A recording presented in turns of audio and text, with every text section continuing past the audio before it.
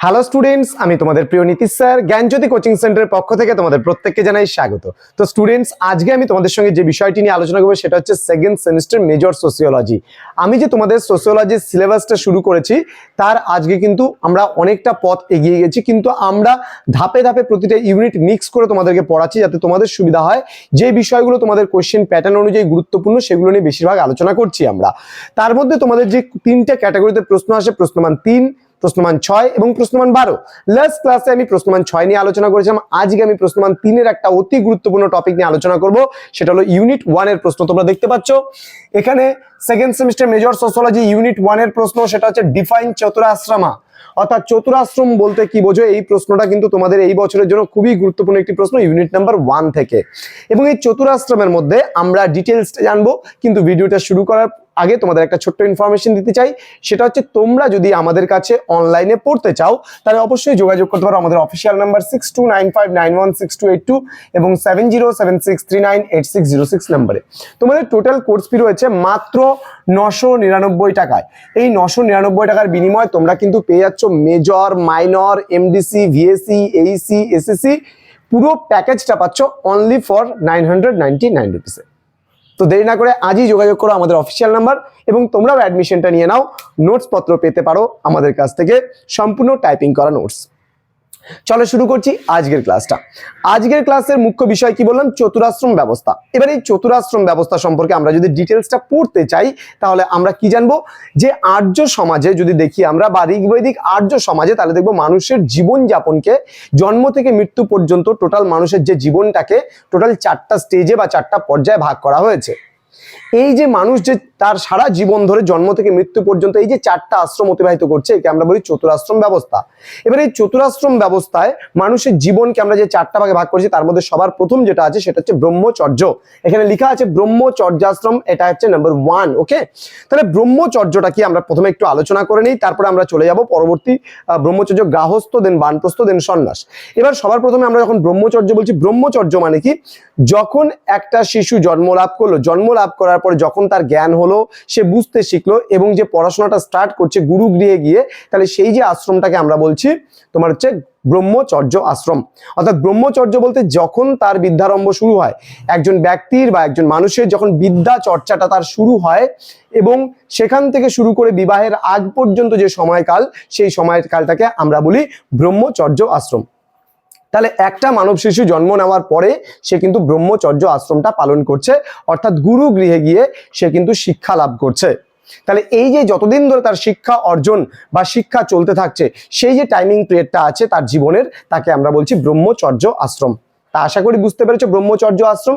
এবার আমরা পরবর্তী যে আশ্রমটা রয়েছে সেখানে চলে যাব, যেটাকে আমরা বলি গার্হস্থ্য আশ্রম। অর্থাৎ একটা শিশুর যখন কি হবে, তার বিদ্যা চর্চা যখন শেষ হয়ে যাবে, একটা মানুষের বিদ্যা চর্চা শেষ হয়ে যাওয়ার পরে সেই মানুষটা কিন্তু কি করবে, কর্মজীবনে প্রবেশ করবে।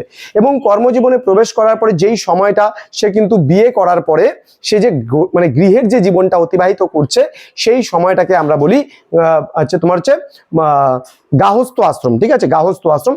আমি ব্রহ্মচর্য আশ্রমে আর একটা কথা তোমাদের বলে দিই, ঋগ্বৈদিক আর্য সমাজে ব্রহ্মচর্য আশ্রমে কিন্তু কি ছিল, একটা মানব শিশু যখন শিক্ষা লাভ করার উদ্দেশ্যে গুরু গৃহে যেত, তখন কিন্তু সে কিন্তু আর বাড়িতে আসতে পারতো না। শিক্ষা সমাপ্ত করার পরেই সে কিন্তু বাড়িতে ফিরতে পারতো। এটা ছিল ঋগ্বৈদিক আর্য সমাজে ব্রাহ্মণদের যে জীবনযাপনের যে দশা, তার প্রথম যে আশ্রম সেটা হচ্ছে ব্রহ্মচর্য। বোঝা গেল, এখানে গুরু গৃহেই থাকতে হবে একজন শিক্ষার্থীকে শিক্ষা লাভ করতে হলে। এবং আমাদের বললাম কি যে গার্হস্থ্য আশ্রম থেকে, গার্হস্থ্য কথার অর্থ হলো গৃহ, অর্থাৎ গৃহের যে সময়টা আমরা অতিবাহিত করছি, অর্থাৎ কি আমরা কর্মজীবনে কর্ম করার পরে যখন বৈবাহিক জীবনটা যতদিন ধরে অতিবাহিত করছি, তাহলে সেই যে আশ্রমটা, সেই আশ্রমটাকে আমাদের বলছে গার্হস্থ্য আশ্রম। এবার আমরা পরবর্তীতে চলে আসব বানপ্রস্থ। এই বানপ্রস্থ আশ্রমটা কি? এই বানপ্রস্থ আশ্রম হচ্ছে যখন সংসার জীবন ত্যাগ করে যখন কি হচ্ছে বনে গিয়ে যে আশ্রমটা কাটানো হচ্ছে তাকে আমরা বলছি বানপ্রস্থ। আবারও বলছি, সংসার জীবন শেষ বা সংসার জীবনের স্টেজ শেষ, আর আমার এখন সংসার করতে ভালো লাগছে না, আমি সংসার জীবন ত্যাগ করে আমি যখন কি করলাম, একটা আশ্রমে বনে গিয়ে যে আশ্রমটা পালন করছি তাকে বলা হতো বানপ্রস্থ আশ্রম। এবং সর্বশেষ যে আশ্রমটা ছিল সেটা হচ্ছে সন্ন্যাস। সন্ন্যাস বলতে আমরা কি বুঝি? সন্ন্যাস বলতে মূলত ত্যাগ বোঝায়। যখন মানুষ কি হয় যে এই জগতের মোহমায়া যখন ত্যাগ করে সে যখন একটা অন্য জগতে যখন সে ঈশ্বর চিন্তায় নিজেকে নিমগ্ন রাখে, তখন সেই সময়কালটাকে আমরা বলছি সন্ন্যাস আশ্রম। তখন কিন্তু তার আর সংসার জীবনে কিন্তু মন টিকে না, তখন সে সম্পূর্ণ ত্যাগের মাধ্যমে যায়। যে এই জীবন যেমন আমাদের কি জন্ম যেমন আমরা গ্রহণ করেছি বা জন্ম যেমন আমরা নিয়েছি, মৃত্যুও কিন্তু একদিন অবধারিত বা মৃত্যুও কিন্তু একদিন হবে। তো তখন কিন্তু মানুষ কিন্তু এই কঠিন সত্যটা যখন বুঝতে পারে এবং কঠিন সত্যটা বোঝার পরে সে কিন্তু সংসার ধর্মটা ত্যাগ করে সে কিন্তু সম্পূর্ণভাবে সে কিন্তু ঈশ্বরের চিন্তায় নিমগ্ন থাকে এই সন্ন্যাস আশ্রমে।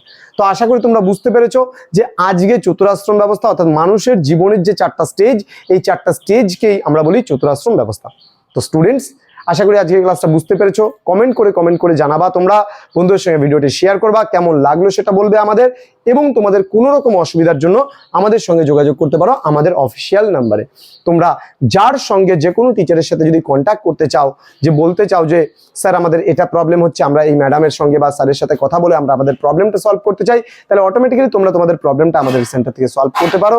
তো স্টুডেন্টস, কথা না বাড়িয়ে শেষ করছি আজকের ক্লাসটি, এবং দেখা হবে তোমাদের সঙ্গে পরবর্তী নতুন কোনো টপিক নিয়ে, নতুন কোনো বিষয় নিয়ে। ততক্ষণ তোমরা ভালো থেকো, সুস্থ থেকো। Thank you so much. Thanks for watching after all. Thank you.